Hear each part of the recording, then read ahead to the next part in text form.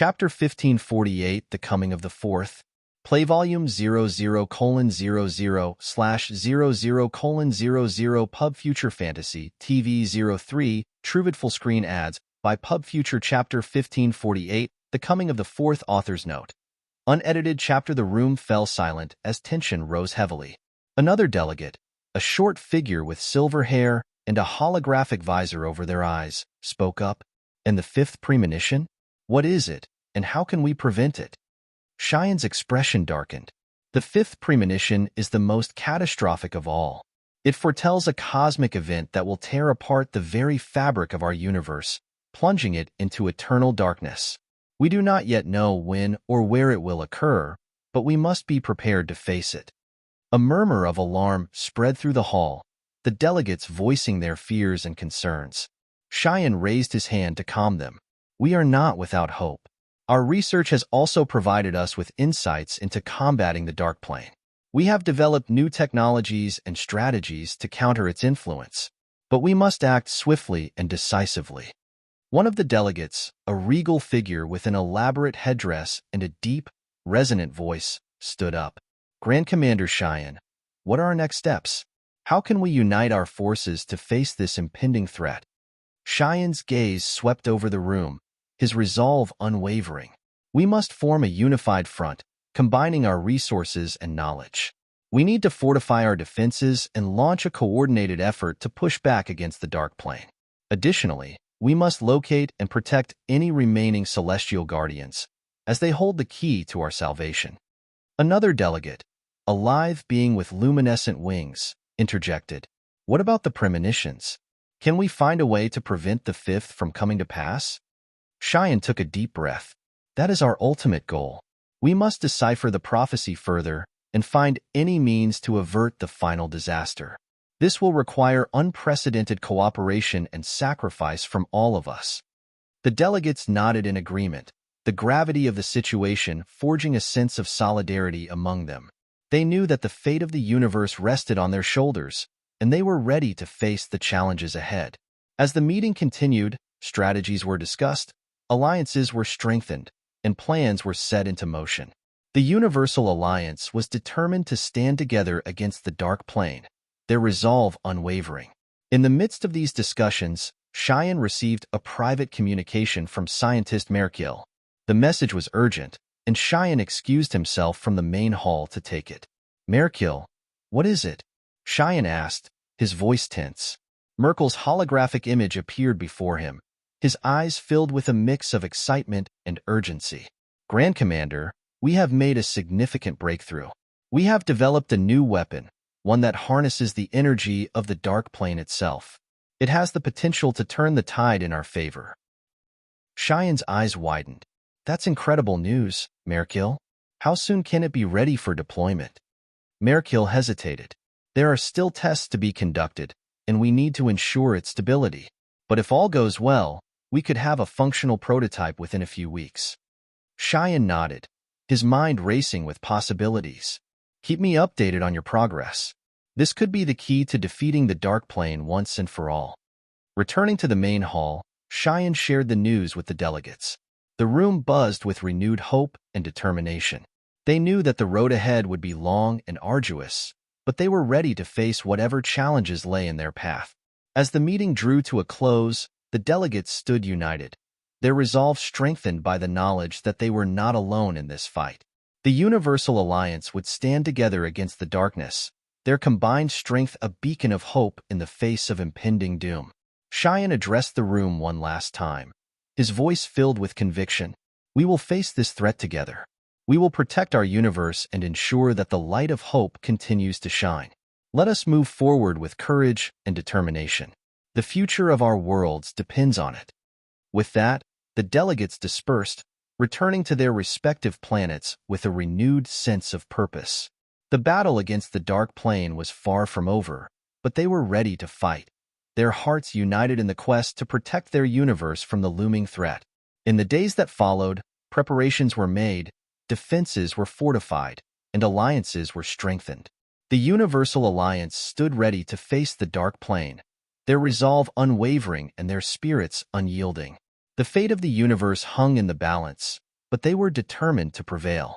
And as the stars shone brightly above, a reminder of the vastness of the universe and the endless possibilities that lay ahead, the Universal Alliance prepared to face whatever challenges lay ahead, guided by the strength and wisdom they had gained from their shared resolve.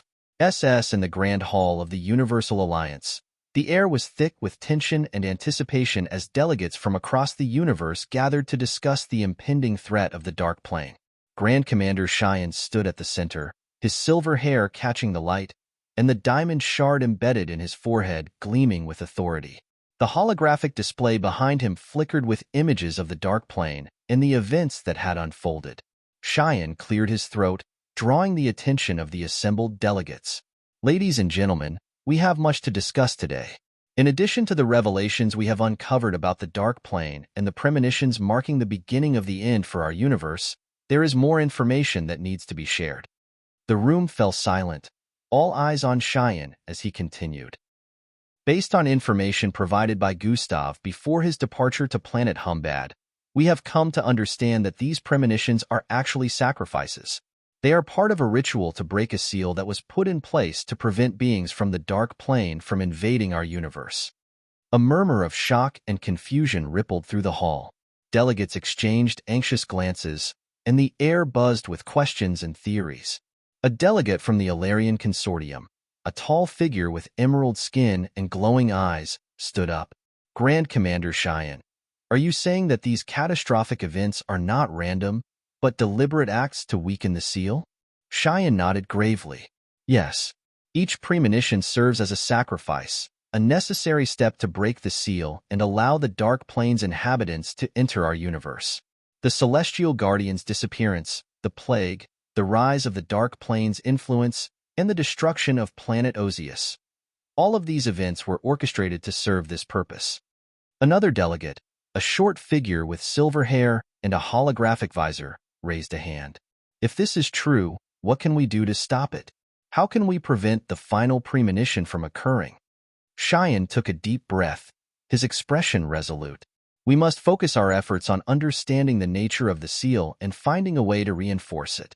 Additionally, we need to locate and protect any remaining Celestial Guardians, as they may hold the key to preventing the final premonition.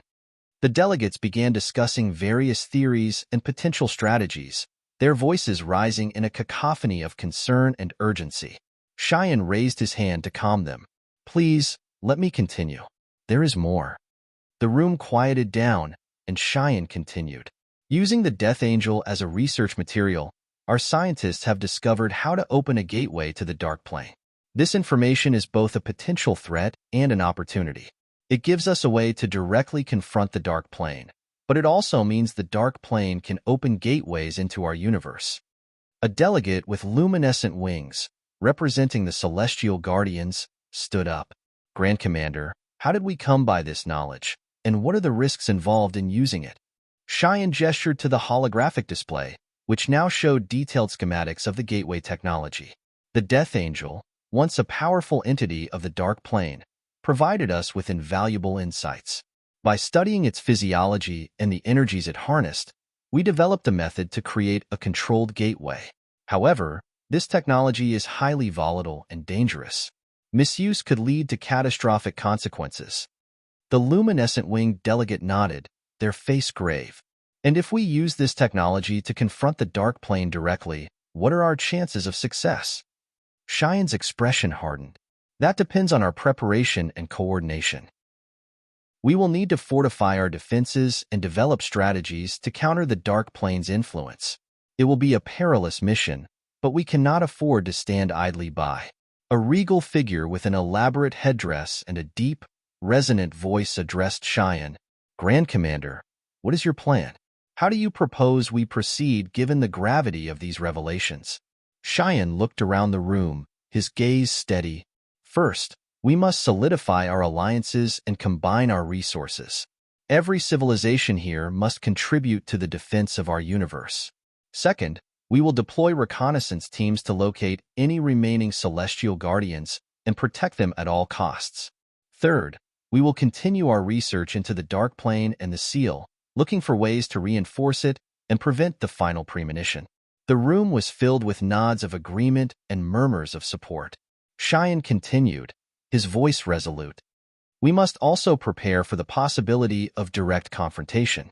Using the gateway technology, we will launch a coordinated strike against the Dark Plane. This will be a last resort, but it is a contingency we must be ready for. A delegate from the technologically advanced Hyperion Dominion, a being with a sleek, metallic exoskeleton, spoke up. Grand Commander, we have the technology and expertise to assist in developing and fortifying the gateway defenses. We will commit our resources to this effort. Chapter 1549, Unlocking Universal Truths. Chapter 1549, Unlocking Universal Truths. Author's note. Unedited chapter. Another delegate, a tall, ethereal figure from the mystic enclave, added, we possess ancient knowledge and arcane abilities that may help reinforce the seal. Our scholars will work alongside your scientists to find a solution. Cheyenne nodded, gratitude and determination in his eyes. Thank you. Your support is invaluable. Together, we stand a chance of preventing the final premonition and protecting our universe. The discussions continued, with delegates proposing various strategies and sharing their resources. Cheyenne took a moment to reflect on the enormity of the task ahead. The fate of countless worlds hung in the balance, and the responsibility weighed heavily on his shoulders. Yet, seeing the unity and resolve of the Universal Alliance gave him hope. As the meeting drew to a close, Cheyenne addressed the room one last time. We have a long and difficult road ahead, but I am confident that together we can overcome this threat. Let us move forward with courage, determination, and unity. The future of our universe depends on it. The delegates dispersed, returning to their respective planets with a renewed sense of purpose and resolve. Plans were set into motion, and preparations began in earnest. The Universal Alliance stood ready to face the Dark Plane, their combined strength a beacon of hope in the face of impending doom. Back on Earth, in the high-tech laboratories, scientists and engineers worked tirelessly to develop and fortify the gateway technology. Scholars and mystics from the Mystic Enclave collaborated with them, sharing their ancient knowledge and arcane abilities. The air was filled with the hum of advanced machinery and the quiet murmur of intense discussions. Grand Commander Cheyenne oversaw the efforts, his presence a constant source of strength and motivation. He knew that the road ahead would be long and arduous, but he was determined to see it through. The fate of the universe depended on their success, and failure was not an option. In the days and weeks that followed, progress was made. The gateway technology was refined, defenses were fortified, and reconnaissance teams were deployed to locate and protect the Celestial Guardians. The Universal Alliance stood united, ready to face whatever challenges lay ahead. As the stars shone brightly above, a reminder of the vastness of the universe and the endless possibilities that lay ahead, the Universal Alliance prepared to face the Dark Plane with unwavering resolve. The battle was far from over, but they were ready to fight, guided by the strength and wisdom they had gained from their shared resolve. Grand Commander Cheyenne stood at the forefront, his heart filled with determination. We will protect our universe, he vowed. We will stand together and face the darkness, and we will prevail. With that, the Universal Alliance moved forward, their combined strength and unity a beacon of hope in the face of the impending threat. The future of the universe hung in the balance, but they were ready to face whatever challenges lay ahead, guided by their resolve and the strength they had gained from their shared purpose. The Grand Hall of the Universal Alliance continued to buzz with tension and urgency as the meeting pressed on. The holographic displays flickered with images of the Dark Plane and the events that had unfolded, casting an eerie glow over the assembled delegates. The air was thick with the weight of the revelations shared by Grand Commander Cheyenne. One of the dignitaries, a stern-looking figure with scales that shimmered in the dim light, rose to address the assembly. Grand Commander Cheyenne, given that we now possess the technology to open a gateway to the Dark Plane, it seems clear that we must take immediate action. We should strike at the heart of this threat and destroy the forces that threaten our existence. A murmur of agreement spread through the hall, the delegates nodding in unison. Another alliance leader, a tall figure with elongated limbs and a crown of glowing crystals, added, "Yes, we must not wait for the fifth premonition to come to pass. If we can enter the dark plane, we should launch a preemptive strike and end this threat once and for all. Grand Commander Cheyenne raised his hand, signaling for silence. I understand your concerns and your desire to take immediate action. However, there are critical factors that we must consider before making such a decision. The room quieted, all eyes on Cheyenne as he continued. The Death Angel that we have in captivity is not the most powerful entity within the Dark Plane. In fact, it occupies a relatively mid-level position in the hierarchy of power there. Despite this, it has already posed a significant threat to us here. This is because being trapped in our universe has weakened it considerably. In its own realm, the Dark Plane, it would be far more powerful. A ripple of unease spread through the delegates. One of them, a stocky figure with metallic skin and a deep, rumbling voice, asked, "What are you saying, Grand Commander? Are you suggesting that we would be at a disadvantage if we entered the Dark Plane?" Cheyenne nodded gravely. Yes, that is precisely what I am saying. The Dark Plane is a realm where the very fabric of reality is different. The entities there draw strength from their environment, becoming exponentially more powerful. Conversely, we would find ourselves weakened in that realm. The forces we would face are not only numerous, but also hundreds of times more powerful than we are. The hall erupted into a cacophony of voices, delegates voicing their shock and concern. The magnitude of the threat was becoming increasingly clear, and the idea of entering the Dark Plane seemed far more daunting. The dignitary with shimmering scales stood again, his voice cutting through the noise. Grand Commander Cheyenne, if what you say is true, then how do we combat this threat? Waiting for the final premonition seems like a death sentence. We need a plan. Cheyenne took a deep breath, his expression resolute. Our best course of action is to fortify our defenses and find a way to strengthen the seal that keeps the Dark Plane at bay. We must continue our research to understand the nature of the seal and look for any means to reinforce it. Additionally, we need to protect any remaining celestial guardians, as they may hold the key to preventing the final premonition. A regal figure with an elaborate headdress and a deep, resonant voice addressed Cheyenne. Grand Commander, what measures can we take to ensure the seal remains intact? How can we fortify our defenses against an enemy that is far more powerful in their own realm? Cheyenne gestured to the holographic display, which now showed detailed schematics of defensive technologies and strategies. We must combine our resources and knowledge to develop advanced defensive measures. Our scientists and engineers are already working on fortifying the seal using the insights gained from the Death Angel. Additionally, we need to deploy reconnaissance teams to locate any remaining celestial guardians and ensure their protection. Another delegate, a lithe being with luminescent wings, interjected. And what about the gateway technology? If we cannot enter the Dark Plane without weakening ourselves, how do we use this technology to our advantage? Cheyenne's gaze was steady as he replied. The gateway technology is a double-edged sword. While it allows us to open a portal to the Dark Plane, it also poses a significant risk if used improperly. We must use it strategically, potentially as a means to divert or contain threats rather than directly confront them. Our focus should be on strengthening our defenses here and preventing the Dark Plane from gaining a foothold in our universe. The delegates nodded in agreement, their expressions reflecting a mix of determination and apprehension. One of them, a tall, ethereal figure from the mystic enclave, spoke up. Grand Commander, we possess ancient knowledge and arcane abilities that may help reinforce the seal. Our scholars will work alongside your scientists to find a solution. SS Cheyenne acknowledged the offer with gratitude. Thank you. Your support is invaluable.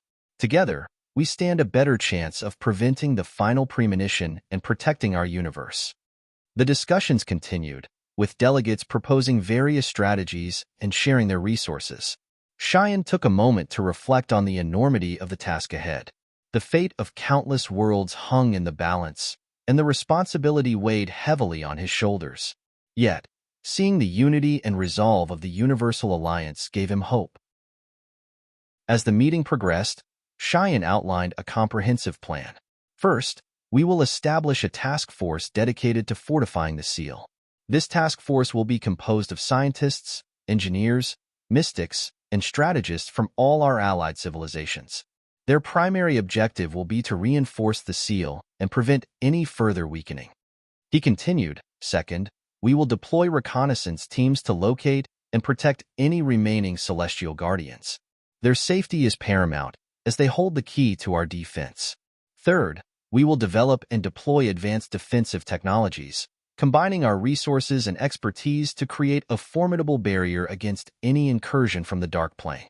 The delegates listened intently, their resolve strengthening with each word. Cheyenne concluded, Finally, we must remain vigilant and adaptive. The Dark Plane is a cunning and powerful adversary. We must be ready to respond to any threat and adjust our strategies as needed. A delegate from the technologically advanced Hyperion Dominion, a being with a sleek, metallic exoskeleton, spoke up. Grand Commander, we have the technology and expertise to assist in developing and fortifying the gateway defenses. We will commit our resources to this effort.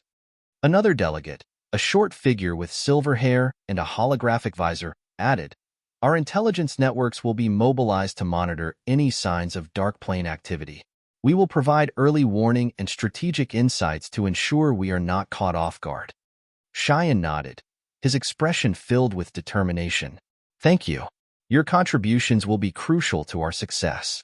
Together, we stand a chance of preventing the final premonition and protecting our universe. The discussions continued, with delegates proposing various strategies and sharing their resources. Cheyenne took a moment to reflect on the enormity of the task ahead. The fate of countless worlds hung in the balance, and the responsibility weighed heavily on his shoulders. Yet, seeing the unity and resolve of the Universal Alliance gave him hope.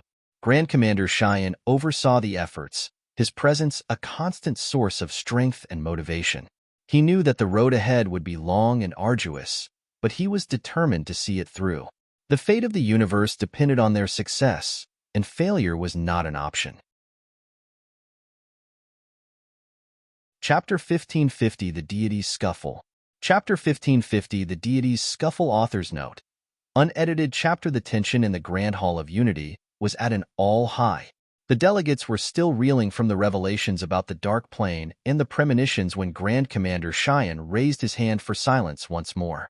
Ladies and gentlemen, Cheyenne began, his voice steady but carrying the weight of the news he was about to deliver. I have additional information to share. Some of Earth's greatest scientists have been working tirelessly to find a way to counter the threat from the Dark Plane. The room grew silent, every delegate's attention fixed on Cheyenne. He continued, They have developed an amplification tool, a device that allows our warriors to enter the Dark Plane without suffering the reduction in strength we previously feared. This tool absorbs power from the warriors' future selves and the ambient energy of the Dark Plane, amplifying their strength multiple folds. The delegates erupted in a chorus of excited murmurs and exclamations. The room buzzed with energy as representatives from various civilizations turned to each other, discussing the potential of such a device. A dignitary with scales that shimmered in the dim light stood up, a broad smile on his face. This is incredible news, Grand Commander. Earth's ingenuity has provided us with a fighting chance. We must commend their fast thinking and problem-solving capabilities. Others joined in, their voices a mix of admiration and hope. Indeed, Earth has once again proven to be a beacon of innovation, added another delegate with elongated limbs and a crown of glowing crystals. Cheyenne raised his hand again, and the hall fell silent. His expression was somber, contrasting sharply with the delegate's newfound optimism. While I appreciate your commendations, I must inform you of the grave side effects associated with this amplification tool. The room fell silent, the delegates' faces turning from hopeful to anxious. Cheyenne's eyes swept across the assembly before he spoke again. The amplification tool, while effective, has a significant cost. Any soldier who uses it will die afterward. The process of drawing energy from their future selves in the Dark Plane is too much for any being to withstand. A heavy silence settled over the hall. The delegates looked at each other, the weight of Cheyenne's words sinking in. The realization that this powerful tool came at the ultimate price left a bitter taste in their mouths. The previously enthusiastic dignitary with shimmering scales was the first to break the silence. Grand Commander, this news is devastating. How can we ask our warriors to make such a sacrifice? Cheyenne nodded, his face reflecting the inner turmoil he felt. I understand your concerns. This is not a decision to be taken lightly, but we are faced with an existential threat. The beings of the Dark Plane will not show mercy, and our universe is at stake. We must weigh the cost of using this tool against the potential destruction of all we hold dear. A tall, ethereal figure from the mystic enclave, their voice calm but filled with sorrow, spoke up. We must ensure that those who choose to use this tool are fully aware of the consequences and are willing to make the ultimate sacrifice. It is a heavy burden, but one that may be necessary to save countless lives. Another delegate, with metallic skin and a deep, rumbling voice, addressed the room. Our warriors are brave, but we cannot simply send them to their deaths without exploring every possible alternative. Are there no other options, Grand Commander? Cheyenne took a deep breath. We are continuing our research, and we are exploring every possible avenue. But as of now, this amplification tool is our best chance to confront the Dark Plane on equal footing. We must also focus on strengthening the seal and preventing the final premonition, as these efforts are crucial to our survival. The room erupted in a mix of despair and determination.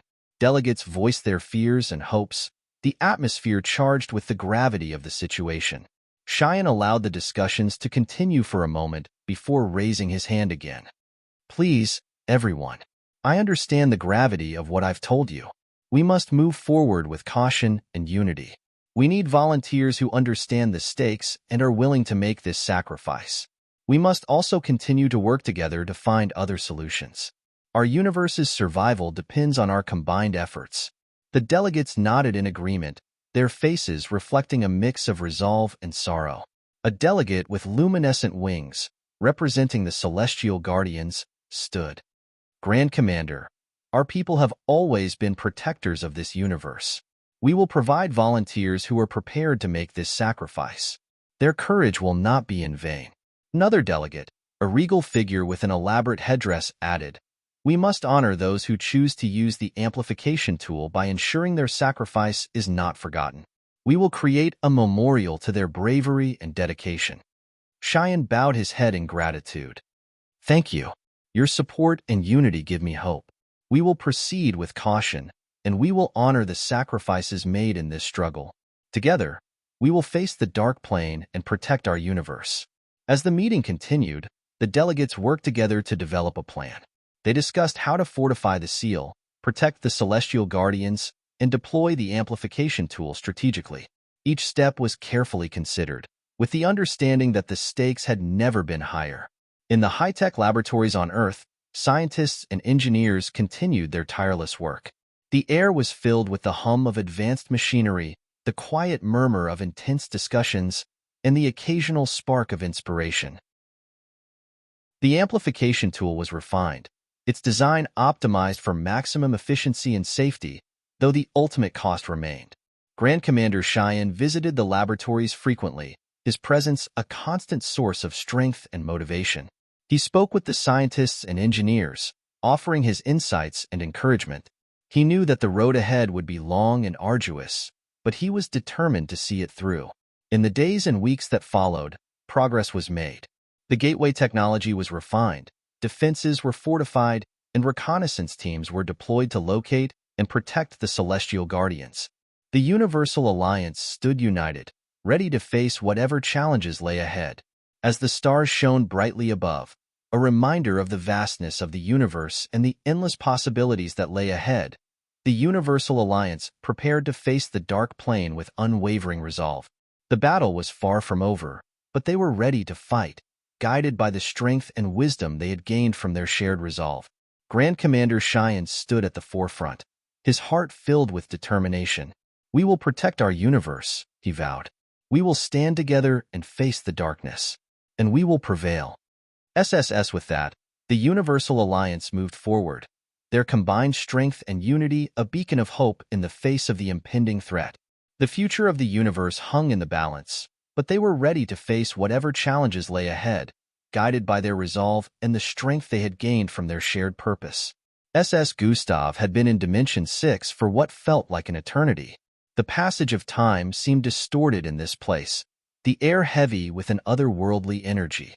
The realm itself was an empty city, maintaining its mechanical and incredibly futuristic constructs despite the desolation that had befallen Humbad.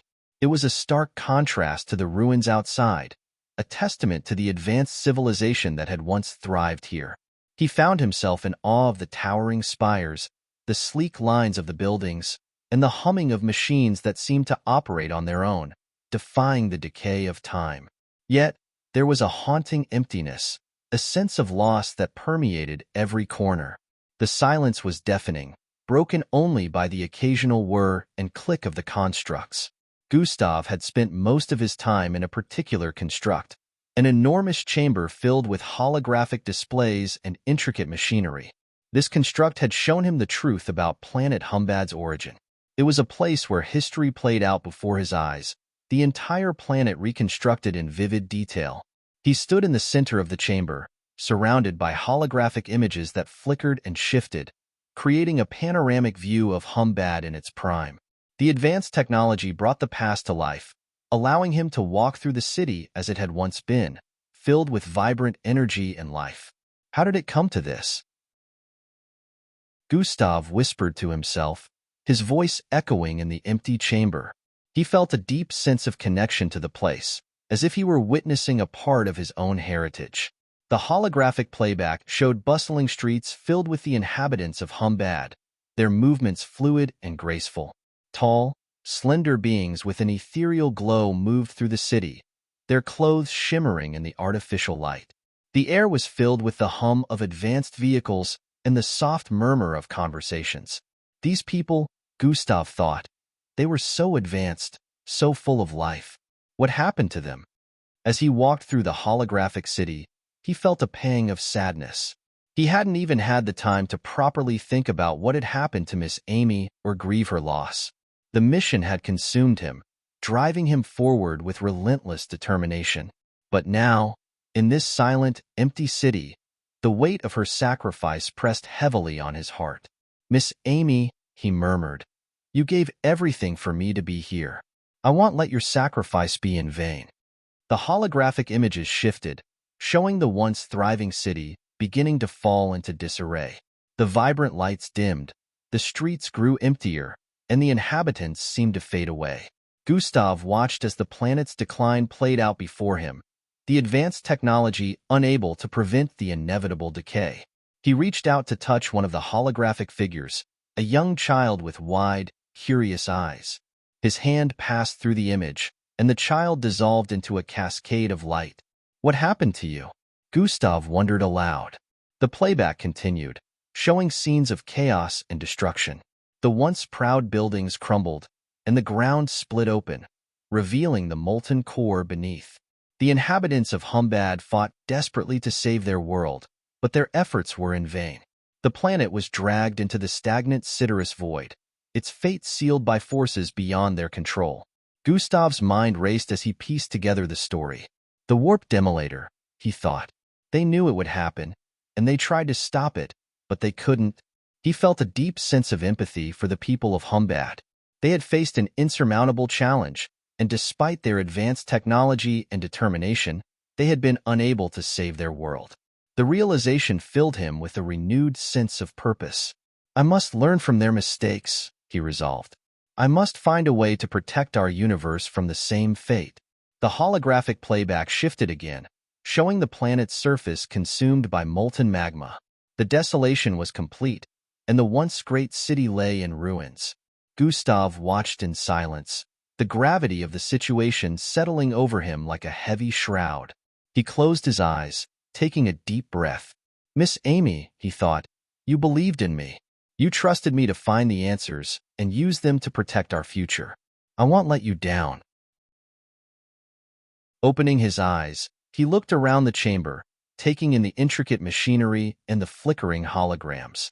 This place holds the key, he realized. The knowledge and technology of Humbad are here, preserved in Dimension 6. I just need to unlock it. He approached a central console, its surface covered in glowing symbols and controls.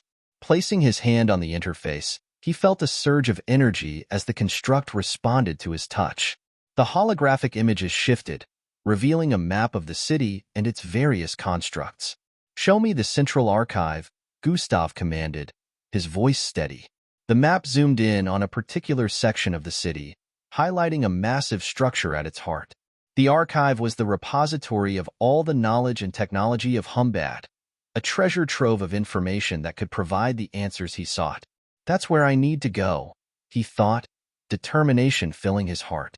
As he made his way through the holographic city, the scenes of the past continued to play out around him. He saw the inhabitants in their daily lives, their hopes and dreams, their struggles and triumphs. He felt a deep connection to them, a kinship born of shared adversity. "Your legacy will not be forgotten," he vowed silently. "I will honor your memory by using what I learn here to protect our universe." The journey to the Central Archive was long and arduous, but Gustav pressed on, driven by a sense of purpose. The constructs around him seemed to come alive as he approached the archive, the machinery humming with energy and the holograms flickering with anticipation. Finally, he stood before the massive doors of the archive, their surface covered in intricate carvings and symbols. Placing his hand on the door, he felt a surge of energy as it responded to his touch. The doors slowly opened, revealing the vast interior of the archive. Rows upon rows of glowing consoles and holographic displays filled the space, each one containing a wealth of information. Gustav's heart raced as he realized the magnitude of what lay before him. The knowledge of an entire civilization, preserved for millennia, was now at his fingertips. Taking a deep breath, he stepped into the archive, ready to begin his search. "This is it," he thought. "The answers are here. I just need to find them." As he began to explore the archive, he felt a sense of purpose and determination like never before. The weight of Miss Amy's sacrifice and the legacy of Humbad pressed heavily on his shoulders, but he welcomed it. He knew that he was meant to be here, that his journey had led him to this moment. "I will find a way," he vowed. "I will protect our universe, no matter the cost." Hours turned into days as Gustav delved into the wealth of information contained in the archive. He learned about the advanced technology of Humbad, their struggles and triumphs, and the forces that had ultimately led to their downfall. Each discovery brought him closer to understanding the nature of the Dark Plane and the means to combat it. As he worked, he felt the presence of Miss Amy guiding him, her strength and wisdom echoing in his mind. "You believed in me," he thought, "and I will not let you down." The journey was far from over, but Gustav knew that he was on the right path. The knowledge and technology of Humbad would provide the answers he needed to protect their universe and prevent the final premonition from coming to pass. With renewed determination, he continued his search, ready to face whatever challenges lay ahead. The future of the universe hung in the balance, but he was prepared to do whatever it took to ensure its survival. Chapter 1551, The Blood of Change. Chapter 1551, The Blood of Change. Author's note. Unedited chapter. The construct continued to play out the past for Gustav, revealing the intricate and mesmerizing history of planet Humbad and its inhabitants. As the holographic images shifted and reformed around him, Gustav was transported back in time, witnessing the truth about how everything began. "Humans have always believed that we were the first intelligent species," Gustav thought, watching the scenes unfold. "But the Slarkovs were here long before us, their civilization thriving while Earth was still in its infancy." The holographic city came to life, filled with beings that bore a striking resemblance to humans, but with distinct animalistic features. Some had horns curling elegantly from their heads, others had elongated ears, and many had scaly or iridescent skin that shimmered in the artificial light. They moved with a grace and purpose that spoke of their advanced intelligence and culture. Gustav marveled at their appearance. They looked so different, yet so familiar. A blend of human and animal traits, creating a unique and diverse species. The Slarkovs were truly remarkable. The playback showed the bustling streets of Humbad, filled with the daily activities of its inhabitants. Advanced vehicles zipped through the air, and towering buildings gleamed with the reflection of the twin suns in their sky. The architecture was a harmonious blend of functionality and beauty, with sleek lines and intricate designs that seemed to pulse with energy. Earth was a neighboring planet in their solar system, Gustav thought, the holographic images shifting to show the cosmic relationship between Humbad and Earth. It was so close that the distance between them was shorter than the distance from Earth to Mercury. But Earth didn't even have humans back then. The scene changed, showing Earth as a barren, lifeless world. The planet's surface was a desolate landscape, devoid of the flora and fauna that would one day flourish there. In stark contrast, Humbad was a vibrant, thriving world, teeming with life and advanced civilizations. Humbad had already borne intelligent species for millennia, Gustav mused. The Slarkovs were the most intelligent, their technology far surpassing anything humanity has achieved even today. The playback shifted again, showing the development of the Slarkovs' technology. Gustav watched as they harnessed the power of their planet's natural resources, creating energy sources that were clean and inexhaustible. They built towering structures that reached into the sky, their designs elegant and efficient. The Slarkovs had achieved a level of technological sophistication that seemed almost magical. They were so far ahead, Gustav thought, awe and admiration filling his heart. Their understanding of science and technology was unparalleled. They must have had such a profound impact on their world. The scene shifted to show the Slarkovs' daily lives. Gustav saw families gathered together, sharing meals and stories. He saw scholars and scientists working diligently in their laboratories, pushing the boundaries of knowledge and discovery. He saw artists creating breathtaking works of beauty, their expressions a testament to the creativity and passion of the Slarkovs. They were so much like us, Gustav realized. They loved, they learned, they created. Their civilization was a reflection of the best aspects of intelligent life. The playback continued, showing the Slarkovs' interactions with neighboring planets and species. They were explorers and diplomats, seeking to expand their understanding of the universe and build alliances with other intelligent beings. Gustav watched as they traveled to distant worlds, sharing their knowledge and forming bonds of friendship and cooperation. They weren't just advanced. They were compassionate and wise, Gustav thought. They sought to connect with others, to learn and grow together. Their legacy is one of unity and understanding. But the scene soon took a darker turn. The playback showed the first signs of trouble, the ominous presence of the dark plane beginning to encroach upon Humbad. Gustav watched as the Slarkovs struggled to understand and combat this new threat. Their advanced technology, so powerful and effective against other challenges, seemed to falter in the face of the dark plane's malevolent influence. They faced an insurmountable challenge, Gustav thought, his heart heavy with empathy. Despite all their knowledge and power, the dark plane was something they couldn't fully comprehend or control. The holographic images showed the desperate efforts of the Slarkovs to save their world. They developed new technologies, devised intricate plans, and fought with unwavering determination. Gustav could see the fear and resolve in their eyes as they battled against the encroaching darkness. They gave everything they had, Gustav realized. They fought with all their strength, but it wasn't enough. The dark plane was relentless, and their world was dragged into the stagnant Siderus void. The scenes of chaos and destruction played out before him, the once thriving city of Humbad reduced to ruins. The ground split open, revealing the molten core beneath, and the elegant structures crumbled into dust. The inhabitants, so full of life and hope, were consumed by the darkness. They were wiped out, Gustav thought, a deep sadness settling over him. Their civilization, their knowledge, their dreams, all lost to the void. As the playback came to an end, Gustav stood in the silent chamber, the weight of what he had witnessed pressing heavily on his heart. The truth about planet Humbad and the Slarkovs had been laid bare before him, and he felt a profound connection to their legacy. I understand now, he thought. The Slarkov story is a warning and a guide. Their struggles and sacrifices must not be forgotten. I must use what I've learned here to protect our universe and prevent the same fate from befalling us. He looked around the chamber, taking in the intricate machinery and the flickering holograms. The knowledge and technology of the Slarkovs were within his reach, preserved in Dimension 6. It was a treasure trove of information, a lifeline that could help him combat the Dark Plane and protect his world. I will honor your memory, Gustav vowed silently. I will use what you've left behind to ensure that your sacrifices were not in vain.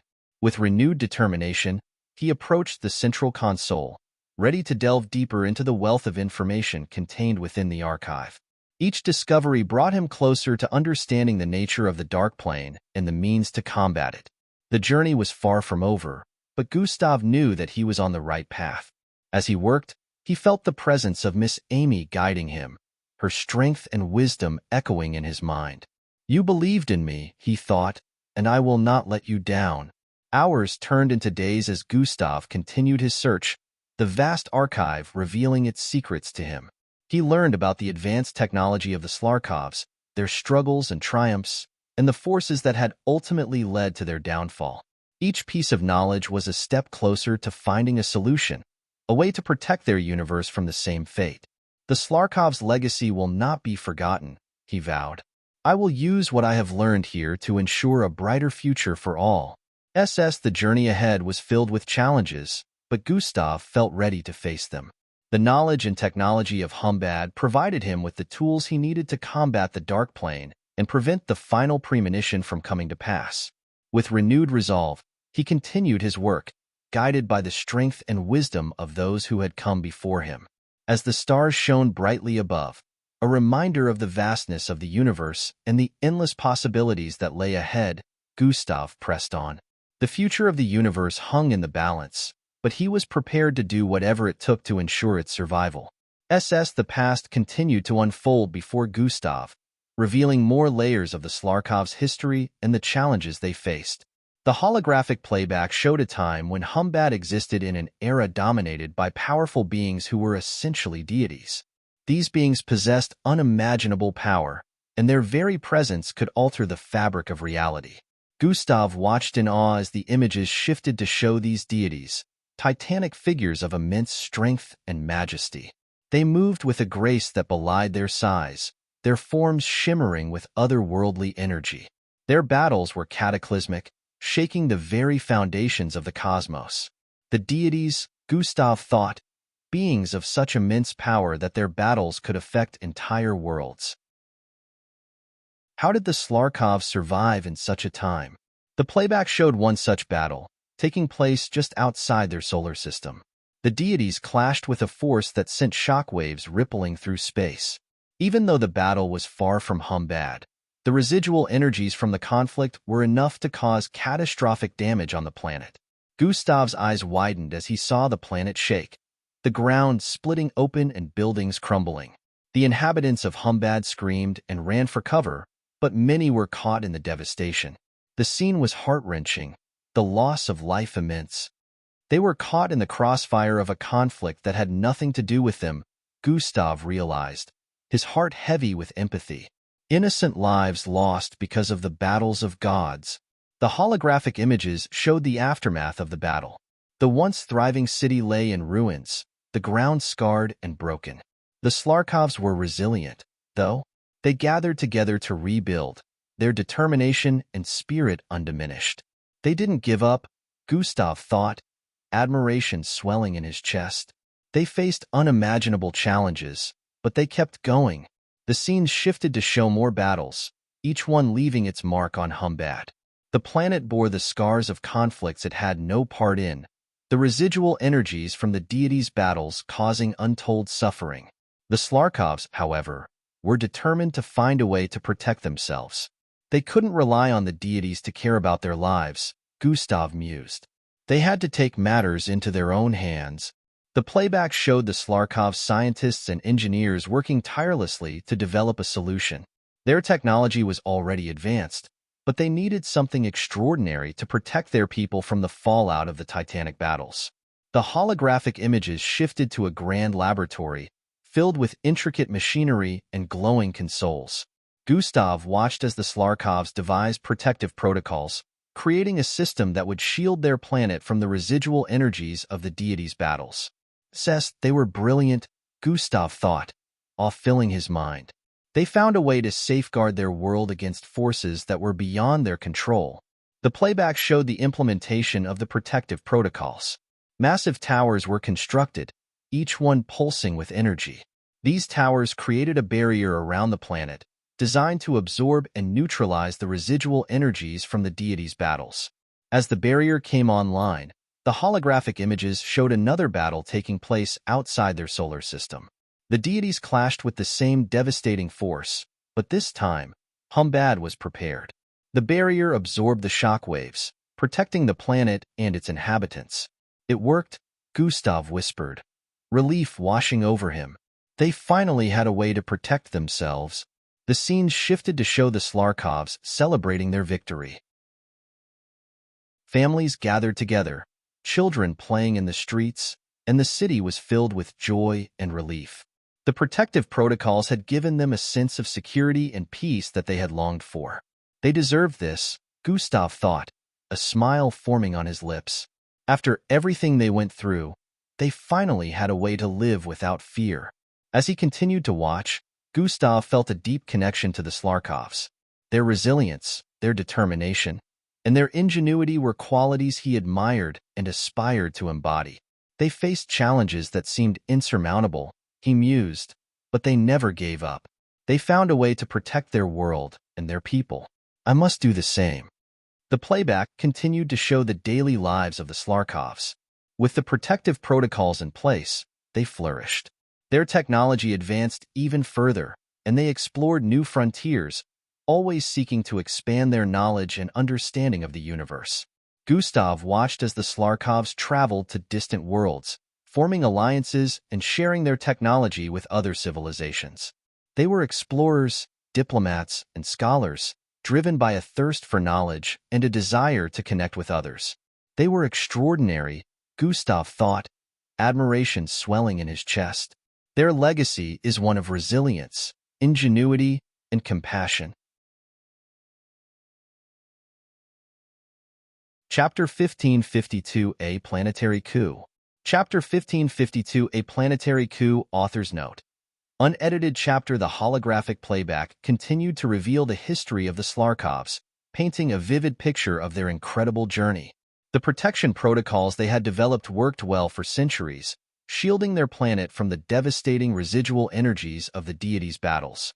The Slarkovs thrived, their civilization reaching new heights of technological and cultural advancement. Gustav watched as the holographic images showed the peaceful and prosperous lives of the Slarkovs. The once constant threat of annihilation had been mitigated by their ingenuity, allowing them to focus on growth and exploration. They were safe, Gustav thought, feeling a sense of relief. Their brilliance had given them a chance to flourish, to live without fear. But then the scenes began to shift, showing a darker time in Humbad's history. A time when the peace they had worked so hard to achieve was shattered in an instant. The playback depicted a colossal battle between deities, closer than any before. The sheer force of their clash sent shockwaves through the cosmos, their energies colliding with a power that defied comprehension. Despite the protective protocols in place, the proximity of the battle overwhelmed the defenses. Gustav's heart sank as he saw the barriers falter and fail. The towers that had once stood as sentinels of safety now crumbled under the onslaught of residual energy. Buildings shattered, and the ground split open, fire and molten rock spewing forth from the wounds inflicted on the planet's surface. "Oh no," Gustav whispered, his voice filled with despair. The protective protocols weren't enough. They were overwhelmed. The holographic playback showed the chaos that ensued.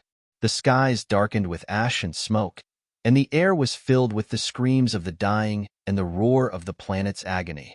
Millions of Slarkovs lost their lives in the devastation, their once vibrant city now a landscape of ruin and despair. They fought so hard to protect themselves, Gustav thought, tears welling in his eyes. But it wasn't enough. They couldn't escape the wrath of the deities. In the midst of this cataclysmic event, the playback highlighted a moment that would change everything. As the deities clashed, a single drop of blood, golden in color, fell from one of the titans. This drop of blood was unlike any other, imbued with unimaginable power.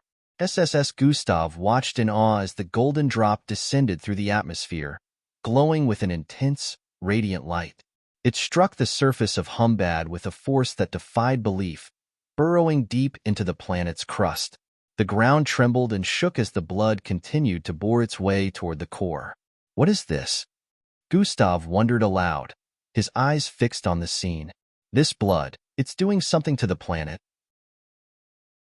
The playback zoomed in, following the path of the golden blood as it journeyed deeper into Humbad. It finally reached the core, and there, something extraordinary happened. The core began to shift and change, infused with the divine energy of the deity's blood. From this convergence of energies, Dimension 6 was formed. The playback showed the core transforming into a nexus of incredible power, a place where the boundaries of reality were fluid and the impossible became possible. Gustav's mind raced as he tried to comprehend what he was seeing. Dimension 6. It was born from the blood of a deity. That's why it's so powerful, so unique. The holographic images shifted again, showing the aftermath of the battle. The Slarkovs, resilient as ever, began to rebuild. They discovered Dimension 6 and realized the potential it held. They studied it, harnessed its power, and used it to aid in their recovery and advancement. "This is incredible," Gustav thought, his heart filled with awe and wonder. Dimension 6 became a source of strength for them, a beacon of hope in their darkest hour. The playback continued, showing the Slarkovs' exploration of Dimension 6. They built constructs to access and control its power, using it to heal their planet and enhance their technology. The golden energy of the deity's blood became a cornerstone of their civilization, a reminder of their resilience and ingenuity. They turned tragedy into triumph, Gustav realized, admiration swelling in his chest. They found a way to not only survive but thrive.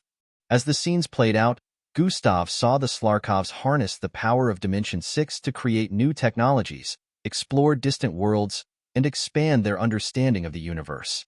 They forged alliances with other civilizations, sharing their knowledge and forming bonds of friendship and cooperation. They were truly extraordinary, Gustav thought. Their legacy is one of strength, resilience, and unity. The playback showed the Slarkovs continuing to flourish, their civilization reaching new heights. They used the power of Dimension 6 to protect themselves from future threats, ensuring that their world would never again face the devastation they had once endured. Gustav felt a deep connection to the Slarkovs, their story resonating with him on a profound level. Their struggles and triumphs must not be forgotten, he thought. I must use what I have learned here to protect my own world and ensure that their legacy lives on. As the playback came to an end, Gustav stood in the silent chamber, the weight of what he had witnessed pressing heavily on his heart. The truth about planet Humbad and the Slarkovs had been laid bare before him, and he felt a profound sense of responsibility. I understand now, he thought. The Slarkov story is a warning and a guide. Their struggles and sacrifices must not be forgotten. I must use what I've learned here to protect our universe and prevent the same fate from befalling us. He looked around the chamber, taking in the intricate machinery and the flickering holograms. The knowledge and technology of the Slarkovs were within his reach, preserved in Dimension 6. It was a treasure trove of information, a lifeline that could help him combat the Dark Plane and protect his world. I will honor your memory, Gustav vowed silently. I will use what you've left behind to ensure that your sacrifices were not in vain. With renewed determination, he approached the central console, ready to delve deeper into the wealth of information contained within the archive. Each discovery brought him closer to understanding the nature of the Dark Plane and the means to combat it. The journey was far from over, but Gustav knew that he was on the right path. As he worked, he felt the presence of Miss Amy guiding him, her strength and wisdom echoing in his mind. You believed in me, he thought, and I will not let you down. Hours turned into days as Gustav continued his search, the vast archive revealing its secrets to him. He learned about the advanced technology of the Slarkovs, their struggles and triumphs, and the forces that had ultimately led to their downfall. Each piece of knowledge was a step closer to finding a solution, a way to protect their universe from the same fate. The Slarkov's legacy will not be forgotten, he vowed. I will use what I have learned here to ensure a brighter future for all. The journey ahead was filled with challenges, but Gustav felt ready to face them. The knowledge and technology of Humbad provided him with the tools he needed to combat the Dark Plane and prevent the final premonition from coming to pass. With renewed resolve, he continued his work, guided by the strength and wisdom of those who had come before him. As the stars shone brightly above, a reminder of the vastness of the universe and the endless possibilities that lay ahead, Gustav pressed on. The future of the universe hung in the balance, but he was prepared to do whatever it took to ensure its survival. SS Gustav stood transfixed as the construct continued to reveal the history of the Slarkovs. It was as if he were walking through the past, witnessing the events firsthand. The holographic playback allowed him to experience the wonders and tragedies of planet Humbad as if he were living it all in real time. The scene shifted to the moment when the golden drop of deity blood fell onto Humbad. The ground trembled as the divine energy burrowed deep into the planet, reaching its core and creating Dimension 6. But the transformation didn't stop there. The energy from the drop of blood spread across the entire planet, altering everything it touched. Gustav watched in awe as the golden energy flowed through the streets and into the bodies of the Slarkovs. Their DNA was being rewritten, their very essence transformed by the divine power. He saw the expressions of wonder and fear on their faces as they felt the changes within themselves. This energy, it's changing them, Gustav thought, his eyes wide with amazement. They're gaining new abilities, powers beyond their wildest dreams. The holographic playback showed the immediate aftermath of the transformation. The Slarkovs began to exhibit supernatural abilities. Some could manipulate the elements, conjuring fire, water, and lightning with a mere thought. Others could move objects with their minds, heal injuries with a touch, or even see glimpses of the future. This is incredible, Gustav whispered, watching a Slarkov woman create a swirling vortex of water with a wave of her hand. They've become something more than they were, something extraordinary. The scene shifted to show the Slarkovs exploring their newfound powers. Children played in the streets, creating sparks of light and miniature whirlwinds. Scholars and scientists studied their abilities, seeking to understand the extent of their transformation. There was a sense of wonder and excitement, a feeling that they had been given a gift. Gustav walked through the holographic city, feeling as if he were truly there. He watched as a group of Slarkov men practiced their abilities, lifting massive boulders with their minds and creating barriers of pure energy. The air hummed with the power they wielded, a tangible force that seemed to resonate with the very fabric of reality. These abilities, Gustav thought, they're amazing. The Slarkovs have been given a chance to reach new heights, to achieve things they never thought possible. But as time passed, the playback began to show the darker side of their transformation. The initial excitement gave way to fear and tension as the Slarkovs struggled to control their new powers. Conflicts arose, fueled by jealousy and ambition. Accidents happened, and lives were lost in the chaos. The holographic images showed a marketplace in ruins, the result of a battle between two Slarkovs who had let their powers spiral out of control. Buildings were reduced to rubble, and fires raged, casting an eerie glow over the scene. This is terrible, Gustav thought, his heart heavy with sorrow. Their powers are tearing them apart. What was meant to be a gift has become a curse. As he saw the expressions of fear and desperation on the faces of the survivors. The once thriving city was now marred by destruction and division. The Slarkovs, who had once been united in their pursuit of knowledge and progress, were now divided by the very powers that had set them apart. The playback shifted to show the Slarkov leaders gathering in a grand hall, their faces etched with worry. Gustav could almost hear their voices, filled with tension and concern, as they debated how to address the growing crisis. "We cannot continue like this," one of the leaders said, her voice trembling. "Our powers were meant to elevate us, but they are tearing us apart. We must find a way to control them," another leader added, his expression grim. "If we do not, our civilization will be destroyed from within." Gustav felt a pang of empathy for the Slarkovs. They had been given a gift that was beyond their understanding, and now they were grappling with the consequences. They need guidance, he thought. They need to find a way to harness their powers without losing themselves. The holographic images showed the Slarkovs working tirelessly to find a solution. They developed new technologies and techniques to help control their abilities, creating training centers and academies where individuals could learn to master their powers. But the road was fraught with challenges, and progress was slow. Gustav watched as a young Slarkov boy struggled to control his ability to manipulate fire. Flames danced around him, threatening to engulf everything in their path. A mentor stood nearby, guiding him with calm, steady instructions. "Focus, Joran," the mentor said. "Feel the fire within you, but do not let it consume you. You must learn to control it, to direct it with intention." The boy's expression was one of intense concentration. Slowly, the flames began to subside, coalescing into a small, controlled ball of fire in his hand.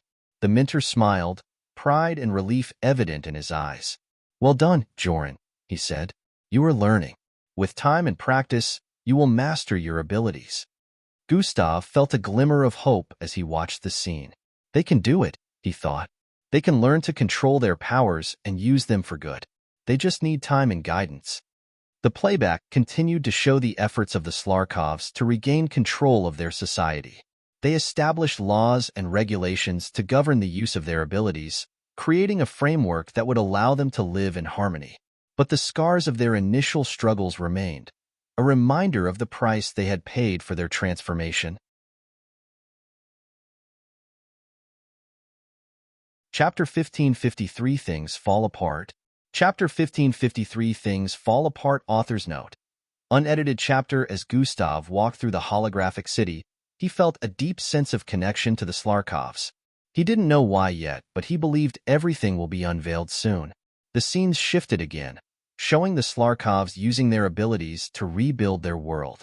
They harnessed their powers to heal the wounded, to construct new buildings, and to explore new frontiers. The golden energy of the deity's blood had given them the tools to achieve greatness, but it had also tested their limits. Gustav watched as a group of Slarkov scientists worked on a project to stabilize the planet's core, using their abilities to manipulate the energy of Dimension 6. The room hummed with power as they directed their focus, channeling their collective strength to achieve their goal. "Together, there is nothing we can't do," one of the scientists said, his voice filled with conviction. "We have the power to shape our destiny, to protect our world and ensure a brighter future." But what went wrong? Gustav wondered. SSS, the construct's playback, continued to unravel the complex history of the Slarkovs, showing Gustav the rise and fall of their civilization. Dimension 6, formed from the divine energy of the deity's blood, had become a place of limitless possibilities. Within its boundaries, one could manipulate reality, harness incredible power, and achieve feats that defied imagination.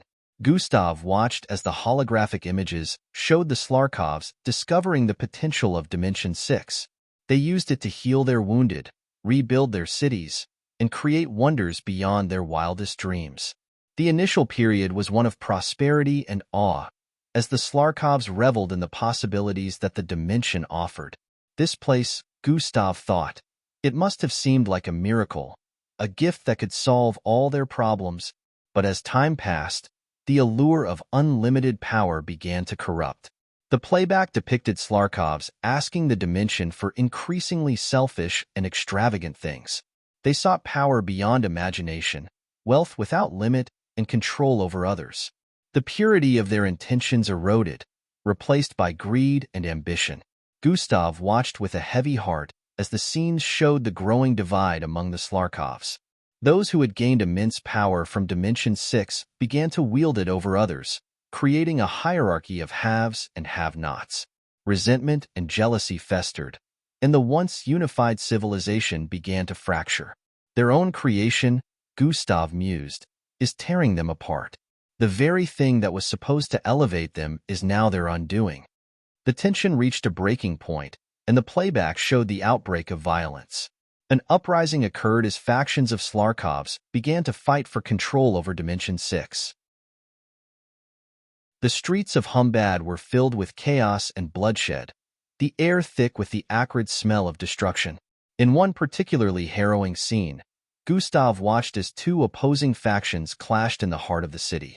Energy beams and elemental forces flew through the air, causing buildings to crumble and the ground to shake. The once beautiful cityscape was now a war zone. "We must control Dimension 6, one Slarkov leader shouted, his voice echoing through the chaos. "It's the only way to bring order to this madness." Another leader, standing opposite him, retorted, "No one should have that much power. We must destroy it before it destroys us all." The battle raged on, the city being torn apart by the conflict. Gustav felt a deep sense of sorrow as he watched the destruction. "They've lost sight of what truly matters," he thought. "Their quest for power has blinded them to the consequences." The playback shifted to show the aftermath of the battle. The victorious faction had taken control of Dimension 6, and with it, the fate of the planet. They established strict control over access to the dimension, enslaving those who opposed them and using their newfound power to dominate the rest of the population. The once proud Slarkovs were now divided into rulers and the oppressed, their society fractured beyond repair. Gustav watched as the holographic images showed scenes of slavery and subjugation. The rulers used the power of Dimension 6 to enforce their will, creating a dystopian nightmare for those who had once been their equals. "This is horrible," Gustav whispered, his heart aching for the Slarkovs. "They've turned on each other, and their civilization is crumbling from within."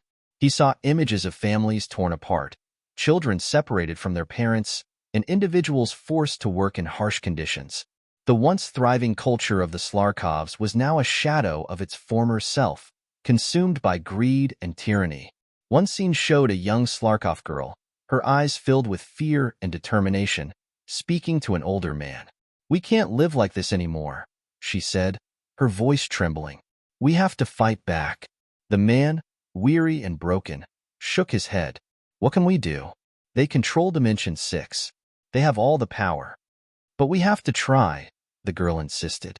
"We can't let them destroy everything we stand for." Gustav felt a pang of empathy for the girl. "She's right," he thought. "They can't give up. They have to find a way to reclaim their world." The playback continued to show the struggles of the oppressed Slarkovs. Small groups formed resistance movements, attempting to sabotage the rulers and regain control of Dimension 6. The battles were fierce, and the cost was high, but the spirit of the Slarkovs refused to be completely crushed. In one scene, Gustav watched as a group of rebels infiltrated a heavily guarded facility where the rulers controlled access to Dimension 6. The tension was palpable as they moved through the shadows, avoiding detection and disabling security systems. "We have to disable the control node," one of the rebels whispered. "It's the only way to disrupt their hold on the dimension." The leader of the group nodded, determination in his eyes. "Let's do this for our people, for our future."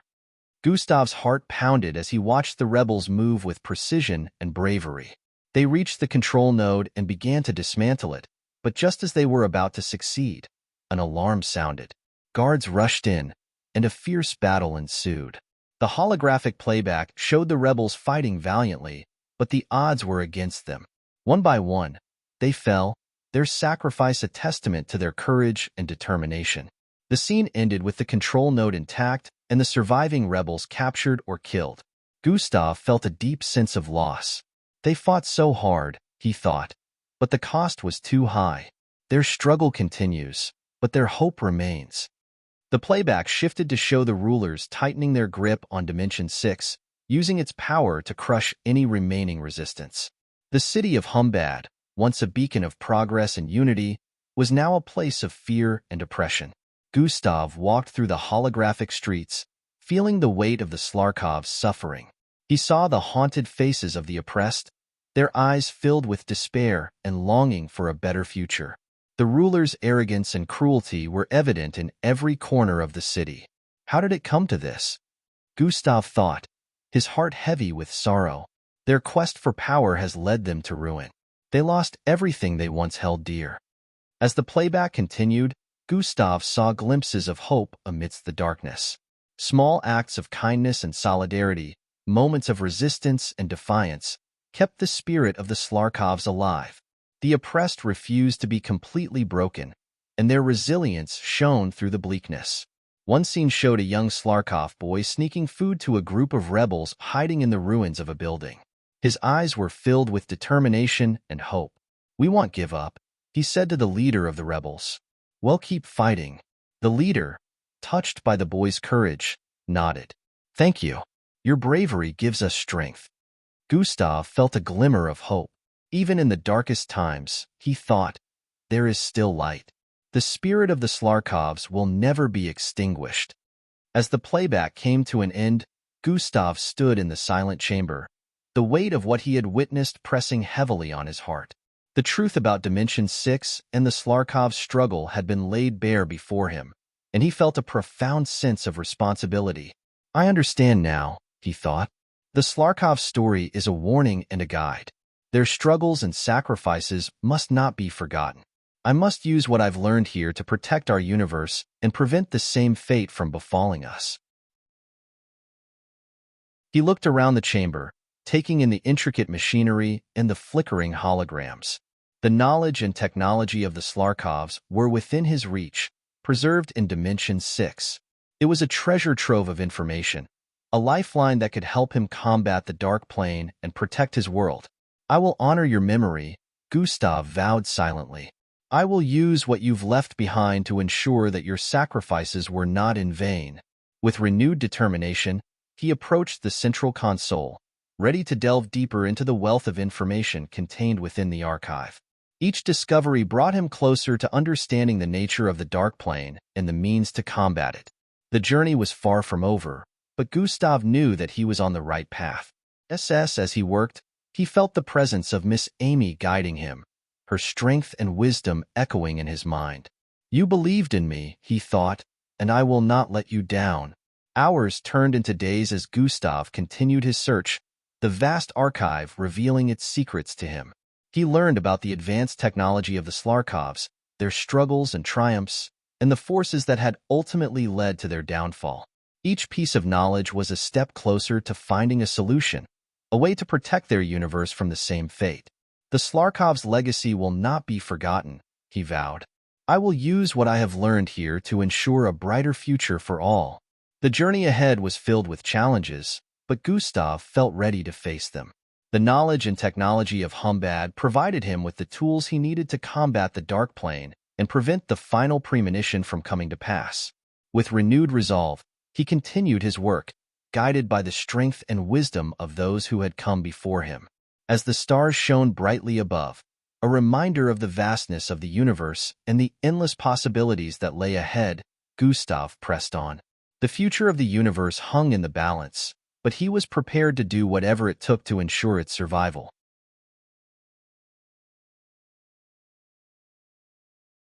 Chapter 1554, Rewriting Reality. Chapter 1554, Rewriting Reality. Author's Note.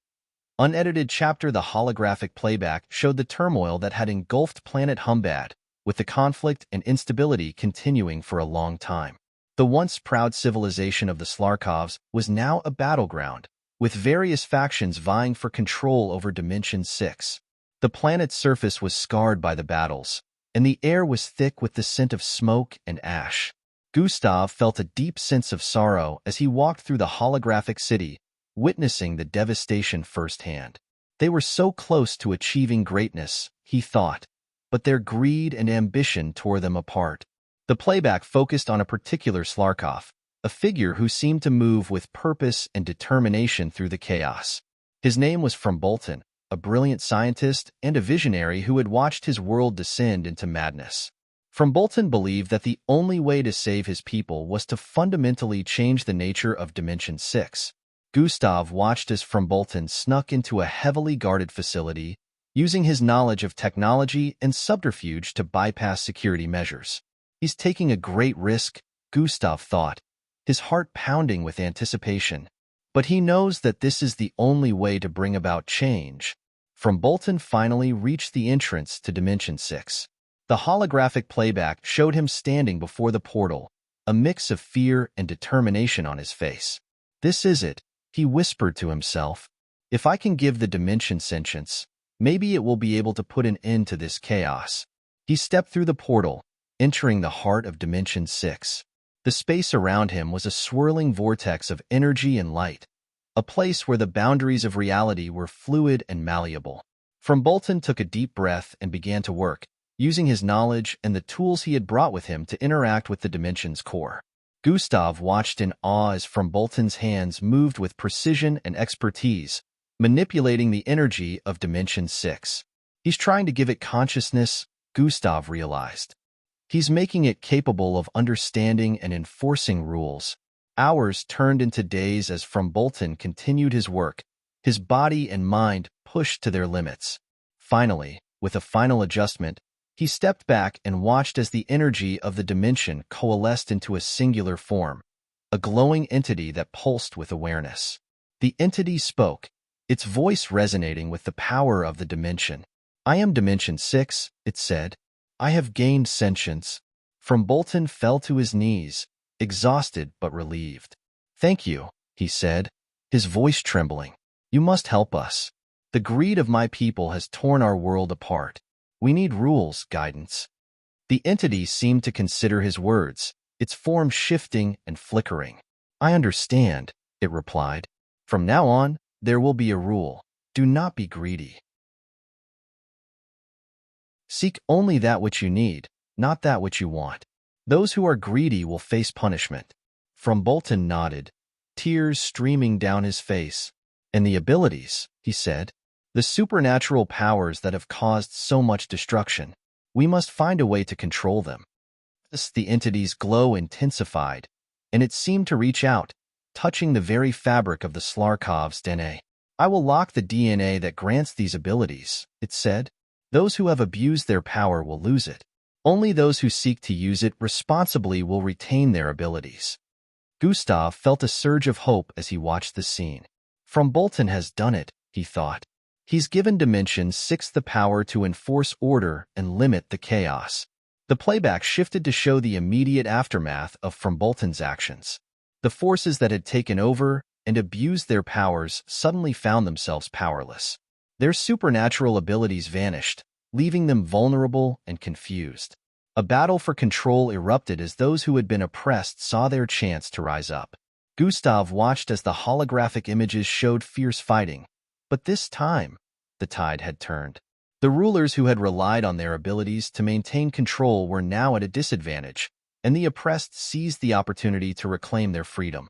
In the heart of the city, From Bolton stood before a gathering of Slarkovs, his voice filled with conviction. We have been given a second chance, he said. Dimension 6 will no longer be a tool for greed and destruction. We must use it wisely, to rebuild our world and ensure that such chaos never happens again. The crowd listened, their faces reflecting a mix of hope and determination. One Slarkov stepped forward, his expression resolute.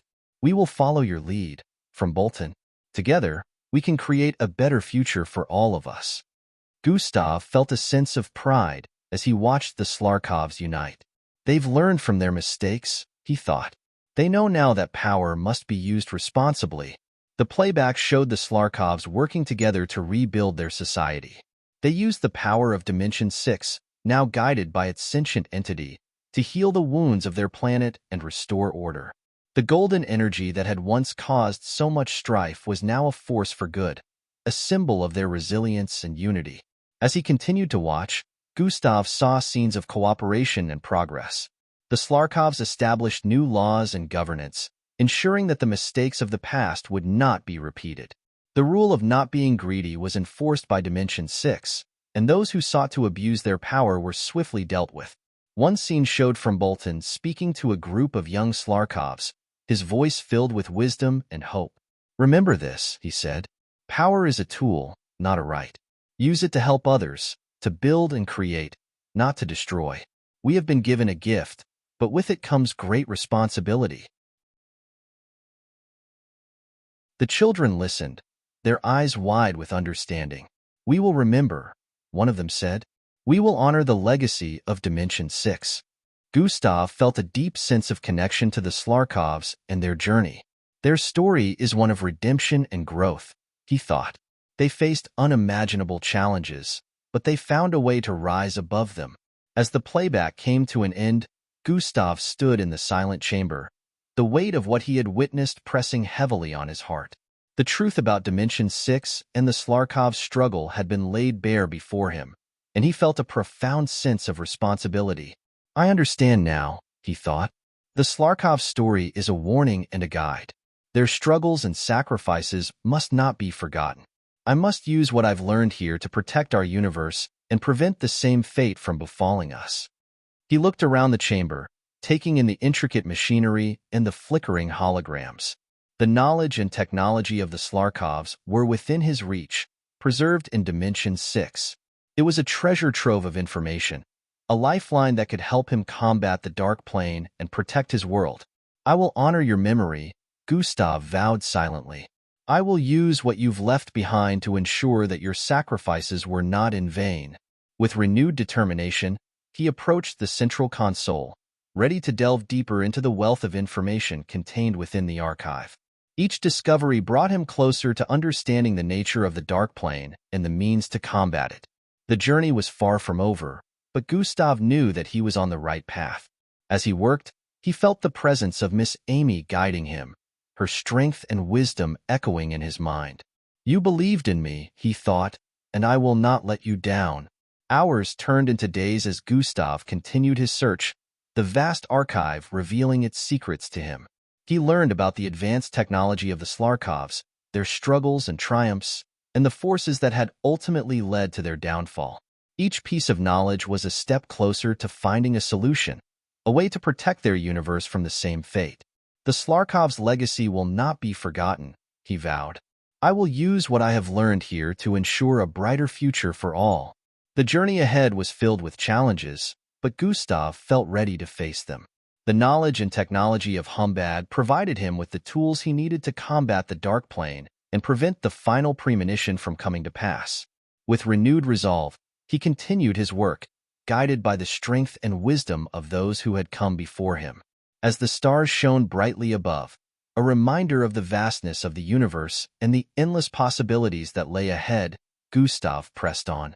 The future of the universe hung in the balance, but he was prepared to do whatever it took to ensure its survival. The construct continued to show the unfolding history of the Slarkovs, revealing how the tides had turned in favor of Frombolton and his followers. Gustav watched as Frombolton's forces, armed with determination and the newly established rules of Dimension 6, slowly gained the upper hand in the battle for control. Frombolton's strategic brilliance and his deep understanding of Dimension 6 played a crucial role in their victories. Gustav saw scenes of fierce battles, with Frombolton leading his forces with courage and conviction. His ability to inspire and unite the oppressed Slarkovs became a beacon of hope for many.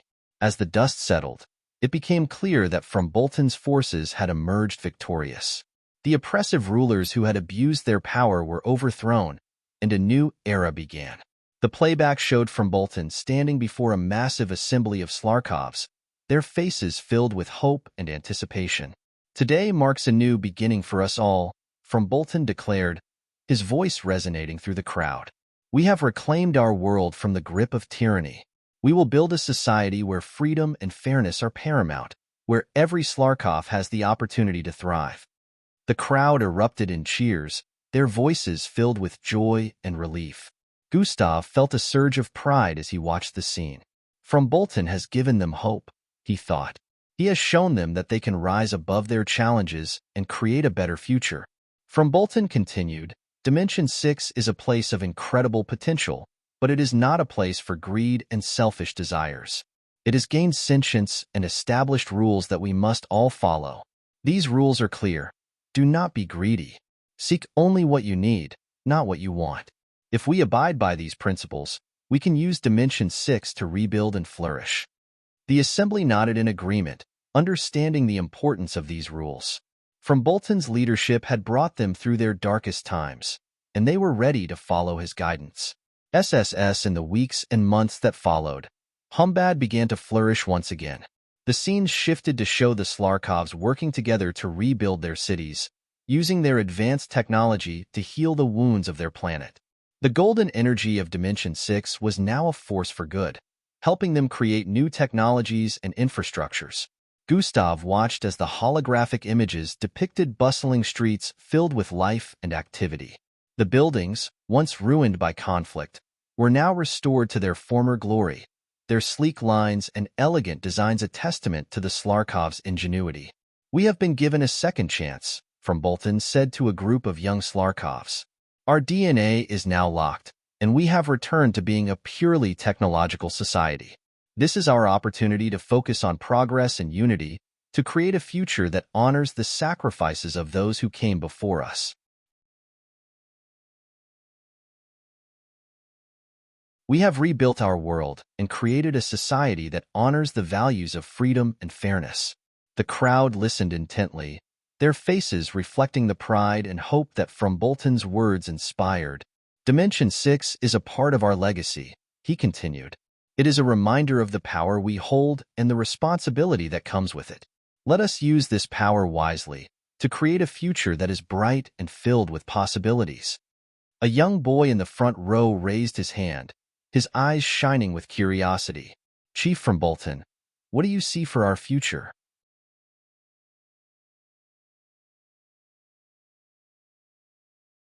Chapter 1555 A Deity's Promise. Chapter 1555 A Deity's Promise. Author's Note. Unedited chapter. From Bolton smiled, his gaze filled with warmth and wisdom. "I see a future where we continue to innovate and explore, where we use our technology to solve problems and improve lives. I see a future where every Slarkov has the opportunity to reach their full potential. And most importantly, I see a future where we remain united, working together for the greater good."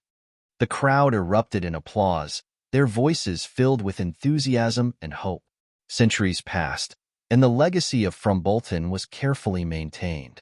Each new chief, chosen from his lineage, ruled with the same principles of fairness and unity that From Bolton had instilled. The Slarkovs flourished under this steady leadership, their society becoming a beacon of technological advancement and harmony. Gustav watched as the holographic playback showed the peaceful progression of time on Humbad. The cityscapes evolved, with towering structures of sleek design and sprawling green spaces that reflected their commitment to sustainability. The golden energy of Dimension 6 continued to power their innovations, and the Slarkovs lived in a state of balance and prosperity. From Bolton's vision has truly come to life, Gustav thought, admiring the scenes of progress and cooperation. They've built a world where everyone has the opportunity to thrive. The playback shifted to a grand ceremony, where From Bolton the 45th was being inaugurated as the new chief. The amphitheater was filled with Slarkovs, their faces reflecting pride and hope. From Bolton the 45th, a tall and wise-looking figure, stood before them, his expression one of solemn responsibility. "As I take on the mantle of chief," From Bolton the 45th began, his voice resonating through the amphitheater, "I vow to uphold the principles that have guided our people for centuries. We will continue to use our technology wisely, to support one another, and to honor the legacy of our ancestors." The crowd erupted in applause, their voices filled with enthusiasm and support. Gustav felt a deep sense of admiration for From Bolton the 45th. He carries the weight of his lineage with grace and dedication, he thought. He is the embodiment of their values. However, as the celebration continued, a shadow loomed on the horizon. The playback showed the skies darkening, an ominous sign of the impending tragedy. Another battle between deities had erupted, and this time, the consequences would be far more devastating. Gustav watched in horror as the playback depicted the colossal battle in space. The deities clashed with unimaginable force, their energies creating shockwaves that rippled through the cosmos. The very fabric of reality seemed to tremble under the weight of their conflict. Not again, Gustav thought, his heart sinking. The Slarkovs have already endured so much. How much more can they take? The battle reached a catastrophic climax when one of the deities was struck down.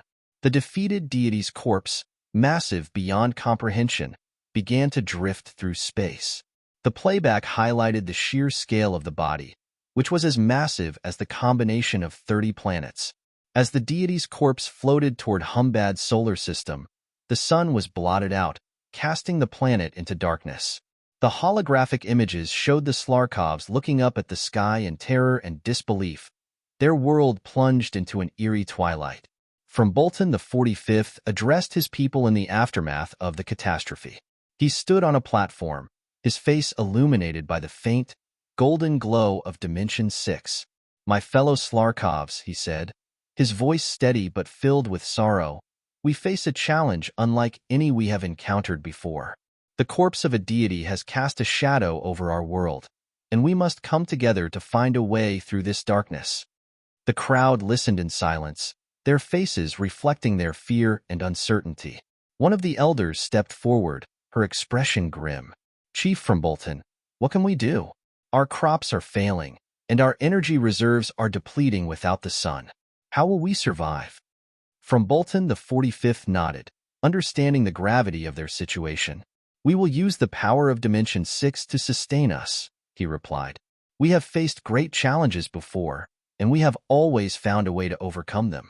We must remain united and work together to find solutions." Gustav watched as the holographic images showed the Slarkovs mobilizing to address the crisis. They used the golden energy of Dimension 6 to create artificial light sources, attempting to replicate the sun's rays to keep their crops alive. Engineers and scientists worked tirelessly to develop new technologies that could sustain them in the prolonged darkness. In one scene, Gustav saw a group of scientists gathered around a large device that emitted a powerful, golden light. "This should help keep the crops growing," one of the scientists said, adjusting the settings. "It's not a perfect solution, but it will buy us some time." From Bolton the 45th visited the laboratories, offering his support and encouragement. "Your work is vital to our survival," he told the scientists. "We must use every resource at our disposal to ensure that our people have what they need to endure this crisis." Despite their efforts, the prolonged darkness began to take its toll. The playback showed scenes of hardship and struggle, with the Slarkovs facing food shortages and energy crises. The once thriving society was now grappling with the harsh reality of their situation. Gustav felt a deep sense of empathy for the Slarkovs. "They've worked so hard to build a fair and prosperous society," he thought. "Now they're facing a challenge that could undo everything they've achieved." In the midst of the crisis, from Bolton the 45th continued to lead with unwavering resolve. He held regular meetings with the community, addressing their concerns and providing updates on their progress. "We will get through this," he assured them. "We have the strength and the ingenuity to overcome any obstacle." One evening, from Bolton the 45th stood before the assembly, his face illuminated by the soft glow of Dimension 6. "I know that these are difficult times," he said, his voice carrying the weight of their collective struggle. "But we must remember who we are. We are the descendants of From Bolton, a people who have faced adversity and emerged stronger. We will do so again." The assembly listened, their expressions a mix of hope and determination. Gustav felt a surge of admiration for From Bolton the 45th. "He is a true leader," he thought. "He understands the importance of unity and resilience." As the months passed, the Slarkovs continued to adapt to their new reality. They developed new agricultural techniques to maximize their crop yields and discovered innovative ways to conserve energy. The playback showed scenes of cooperation and ingenuity, with the Slarkovs working together to ensure their survival. In one particularly inspiring scene, Gustav watched as a group of young Slarkovs planted seeds in a greenhouse illuminated by the golden light of Dimension 6. "We can do this," one of them said, her hands gently patting the soil. "We just need to keep trying." From Bolton the 45th visited the greenhouse, his presence a source of encouragement for the young workers. "Your efforts are vital to our survival," he told them. "You are the future of our world, and your resilience gives us all hope." Gustav felt a deep connection to the Slarkovs and their struggle. "Their determination and ingenuity are truly remarkable," he thought. "They've faced so many challenges, but they never give up." The playback continued to show the gradual recovery of the planet. As the months went by, the deity's corpse slowly drifted away from their solar system, and the sun's light began to return. The scene shifted to show the Slarkovs celebrating the return of the light, their faces filled with joy and relief. From Bolton, the 45th addressed his people once more, his voice filled with pride and gratitude. "We have endured a great darkness," he said, "but we have emerged stronger and more united than ever. Let us remember this time, and let it remind us of our resilience and our capacity for greatness." The crowd erupted in applause, their voices filled with enthusiasm and hope. Gustav felt a deep sense of admiration for the Slarkovs and their journey. Their story is one of resilience and unity, he thought.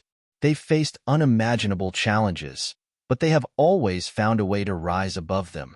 As the playback came to an end, Gustav stood in the silent chamber, the weight of what he had witnessed pressing heavily on his heart. The truth about Dimension 6 and the Slarkov's struggle had been laid bare before him, and he felt a profound sense of responsibility. "I understand now," he thought. "The Slarkov story is a warning and a guide. Their struggles and sacrifices must not be forgotten. I must use what I've learned here to protect our universe and prevent the same fate from befalling us." He looked around the chamber, taking in the intricate machinery and the flickering holograms. The knowledge and technology of the Slarkovs were within his reach, preserved in Dimension 6. It was a treasure trove of information, a lifeline that could help him combat the Dark Plane and protect his world. "I will honor your memory," Gustav vowed silently. "I will use what you've left behind to ensure that your sacrifices were not in vain."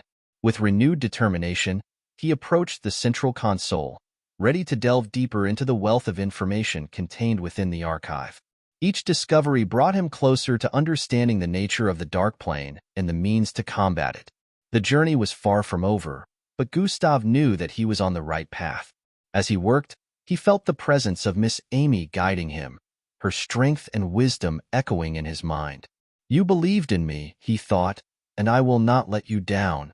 Hours turned into days as Gustav continued his search, the vast archive revealing its secrets to him.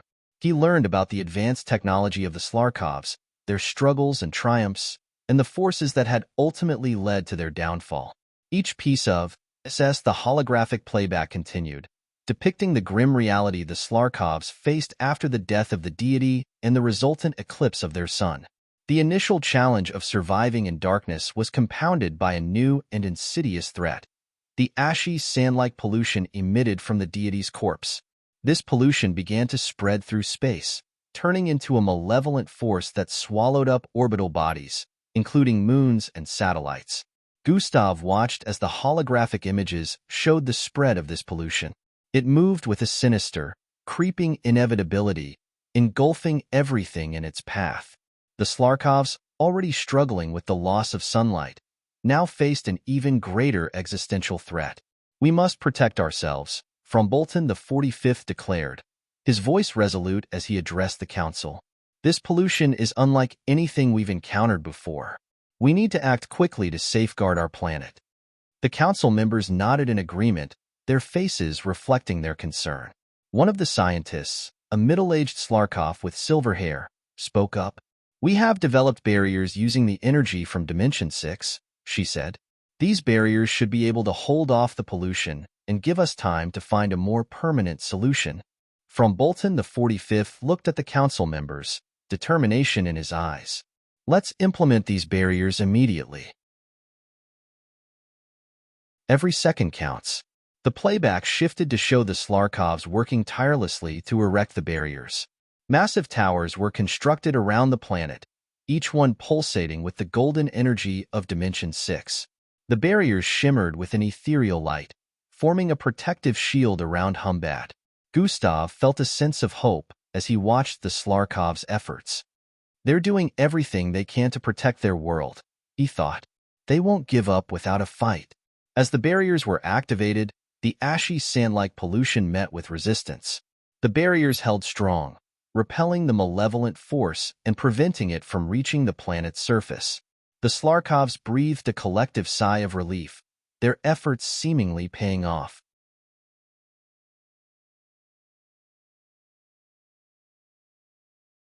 Chapter 1556, Uncivilized World. Chapter 1556, Uncivilized World. Author's Note. Unedited chapter. A member of Kaldor's faction, a fiery young Slarkov named JL, stepped forward. We cannot abandon our heritage. Humbad is our home. We must fight to protect it, not run away. Ellen, standing by from Bolton's side, spoke up. Our heritage is not tied to a place. It is within us, in our unity and resilience. We must survive to preserve our heritage.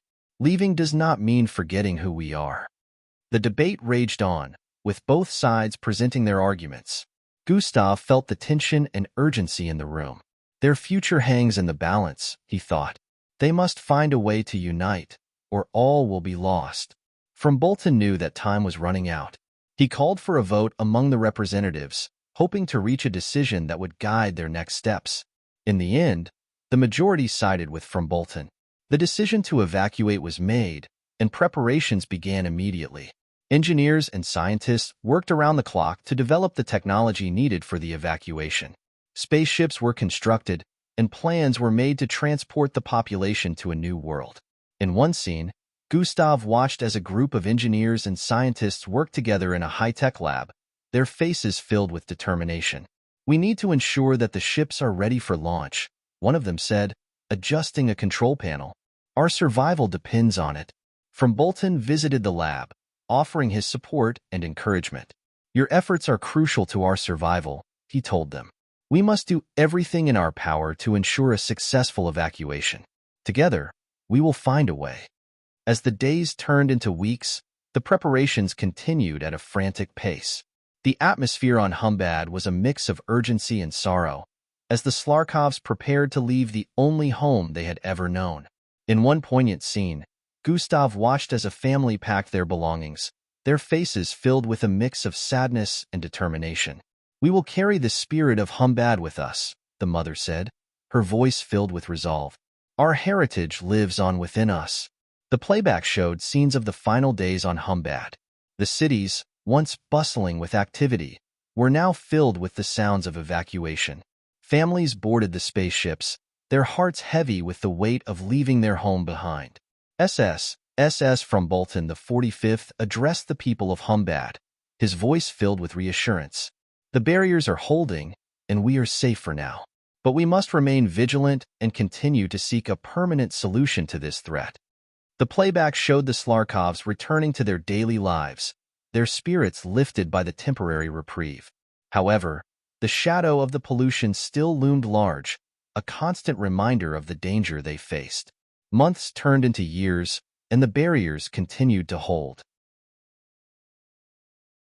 The Slarkovs used this time to develop new technologies and strategies to combat the pollution. Scientists and engineers worked around the clock, searching for a way to neutralize the threat permanently. In one scene, Gustav watched as a group of scientists gathered in a high-tech laboratory, their faces etched with determination. We've made some progress, one of them said, pointing to a holographic display. We've developed a prototype device that might be able to disperse the pollution. From Bolton the 45th, who was present in the lab, listened intently. Excellent work, he said. How soon can we test it? The scientist hesitated. We're still in the early stages of testing. We need more time to ensure it's safe and effective. From Bolton the 45th nodded. Understood. Keep me updated on your progress. The safety of our people depends on it. Despite their best efforts, the situation took a turn for the worse. The playback showed the barriers beginning to falter, the relentless pressure of the pollution wearing them down. Cracks appeared in the shimmering shield, and the malevolent force began to seep through. Gustav's heart sank as he watched the scene. They fought so hard, he thought. But the pollution is too powerful. The barriers finally gave way, and the pollution descended upon Humbad. The skies darkened with the ashy sand-like substance, and the air became thick and suffocating. The once thriving planet was now shrouded in a toxic haze. From Bolton the 45th addressed his people, his voice filled with urgency. We must evacuate to the underground shelters immediately. The pollution has breached our barriers, and it is not safe to remain above ground. The holographic images showed the Slarkovs moving quickly, gathering their belongings and heading to the shelters. Families huddled together, their faces reflecting their fear and uncertainty. The shelters, though safe, were cramped and dark, a stark contrast to the vibrant world they had known. Gustav felt a deep sense of sorrow as he watched the Slarkovs' plight. They've done everything they can, he thought. But this pollution is unlike anything they've ever faced. In one scene, Gustav saw from Bolton the 45th in a dimly lit command center, surrounded by his advisors. "We need to find a way to neutralize this pollution," he said, his voice steady despite the gravity of the situation. "Our people cannot survive like this for long." One of the advisors, a tall Slarkov with piercing blue eyes, spoke up. "We've been working on a new prototype that might be able to disperse the pollution," he said, "but we need more time to refine it." From Bolton the 45th nodded. "Do whatever it takes. Our survival depends on it." The playback showed the scientists and engineers working tirelessly in the underground laboratories.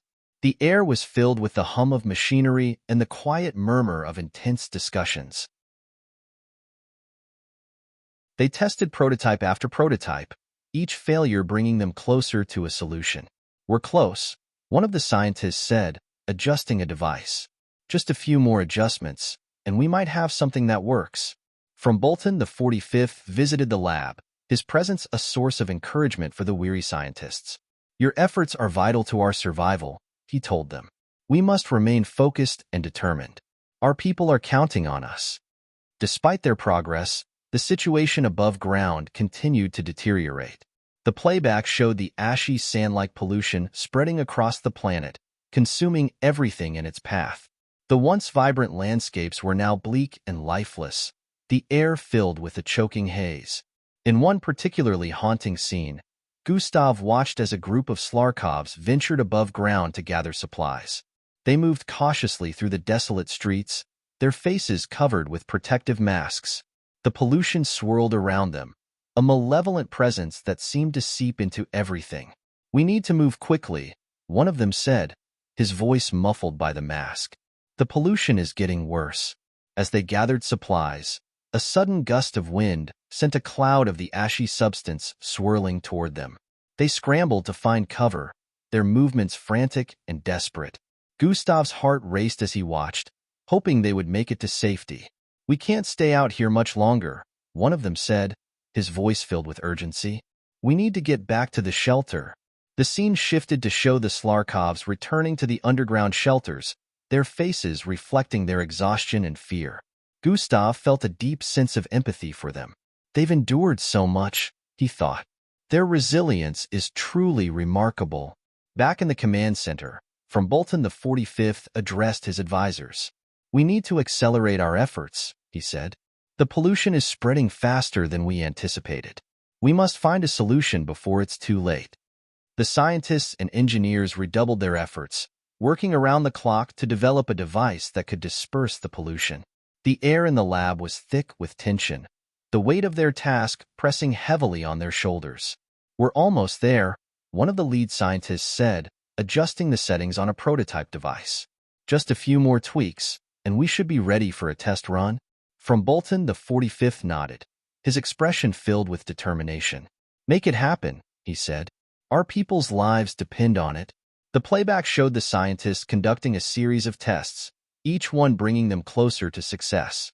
Finally, after countless hours of work, they had a breakthrough. The device, a sleek and powerful creation, emitted a golden light that seemed to push back the pollution. "We've done it," the lead scientist said, his voice filled with relief. "The device works. We can start dispersing the pollution." From Bolton, the 45th addressed his people once more, his voice filled with hope. "We have developed a device that can disperse the pollution," he said.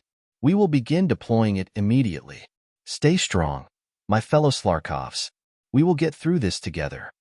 The playback showed the deployment of the devices across the planet. The golden light emitted from each device began to push back the ashy sand-like pollution, slowly but surely restoring the air to its natural state. The skies, once darkened by the malevolent force, began to clear. Gustav felt a surge of hope as he watched the scenes of recovery. They've done it, he thought. They found a way to overcome the pollution. The Slarkovs emerged from their underground shelters, their faces filled with relief and joy. The playback showed scenes of celebration as the pollution was dispersed and the planet began to heal. Families reunited, children played in the streets, and the once desolate landscapes were now vibrant with life. From Bolton, the 45th addressed his people, his voice filled with pride and gratitude. "We have faced a great challenge and emerged stronger," he said. "Let us remember this time and use it as a reminder of our resilience and our capacity for greatness." The crowd erupted in applause, their voices filled. The holographic playback showed the relentless assault of the ashy sand-like pollution against the barriers. The Slarkovs watched in despair as their protective shield began to weaken and crack, the malevolent force pressing ever closer to their planet. Despite their best efforts, it seemed that all hope was lost. From Bolton, the 45th stood in the command center, his face etched with worry. "We've done everything we can," he said to his advisors. "The barriers won't hold much longer. We need a miracle." Just as the situation seemed dire, a bright light appeared in the sky, cutting through the darkness. The playback showed a figure descending from the heavens, his form glowing with an otherworldly radiance. As he landed on the surface of Humbad, the light around him dimmed to reveal a deity who had taken on a human form. The Slarkovs watched in awe as the deity walked among them, his presence exuding a calm and reassuring power. He raised his hand, and the ashy sand-like pollution that had been attacking the barrier began to gather into a swirling mass above his head. "Who are you?" From Bolton, the 45th asked, his voice filled with a mixture of hope and disbelief. The deity looked at him with kind, ancient eyes. "I am a guardian of balance, sent to rectify the harm caused by the battles of my kin," he said. "I apologize for the destruction and chaos that has befallen your world." Gustav watched in amazement as the deity continued to gather the pollution, forming it into a compact, pulsating ball of dark energy. The malevolent force that had been swallowing up orbital bodies was now contained, its threat neutralized. The deity then raised his other hand, and the skies began to clear. The remains of the fallen deity and the pollution that had darkened their world dissipated, revealing the sun once more. Light flooded the planet, and the Slarkovs cheered, their voices filled with relief and joy. "Thank you," From Bolton, the 45th said, bowing deeply. "You have saved us. But please, can you ensure that such battles do not threaten our existence again? Our planet has nearly perished." The deity nodded solemnly. "I will do everything in my power to prevent such chaos from befalling your world again," he said. "The deities must learn the consequences of their actions. Balance must be maintained." From Bolton, the 45th looked at the deity with gratitude and desperation. "Please, we beg you, ensure that Humbad remains safe. We cannot endure such destruction again." The deity placed a reassuring hand on From Bolton's shoulder. "You have my word," he said. "I will see to it that your planet is protected." With that, the deity vanished, taking the ball of ashy sand-like matter with him. The playback showed the deity reappearing on Earth, a barren and lifeless planet at that time. He buried the ball deep within the Earth, ensuring that it would no longer pose a threat. Gustav felt a profound sense of relief and hope as he watched the scenes unfold. "They've been saved," he thought. "The deity's intervention has given them a chance to rebuild and thrive once more." Back on Humbad, the Slarkovs emerged from their shelters, their faces filled with awe and gratitude. The golden light of Dimension 6 illuminated their world, casting a warm glow over the once darkened landscape. The air was clear, and the sky was a brilliant blue. From Bolton, the 45th addressed his people, his voice filled with emotion. "We have been given a second chance," he said. "Thanks to the intervention of the guardian deity, our world is safe. Let us honor this gift by continuing to build a society based on fairness, unity, and responsibility." The crowd erupted in applause, their voices filled with enthusiasm and hope. Gustav felt a deep sense of admiration for From Bolton, the 45th, and the Slarkovs. Their resilience and determination have brought them through the darkest times, he thought. They have truly earned this second chance. The playback showed the Slarkovs returning to their daily lives, their spirits lifted by the promise of a brighter future. They worked together to rebuild their cities, using their advanced technology and the golden energy of Dimension 6 to create a world that reflected their values and aspirations. In one scene, Gustav watched as a group of young Slarkovs planted new trees in a park, their faces filled with hope and determination. "We will make our world beautiful again," one of them said, her hands gently patting the soil around a sapling. "We will honor the gift we have been given." From Bolton, the 45th visited the park, his presence a source of encouragement for the young workers. "Your efforts are vital to our future," he told them. "You are the next generation, and your resilience gives us all hope." You're tuning in to the Warrior Lore YouTube channel. Don't forget to subscribe and join us on this journey to catch the most captivating stories.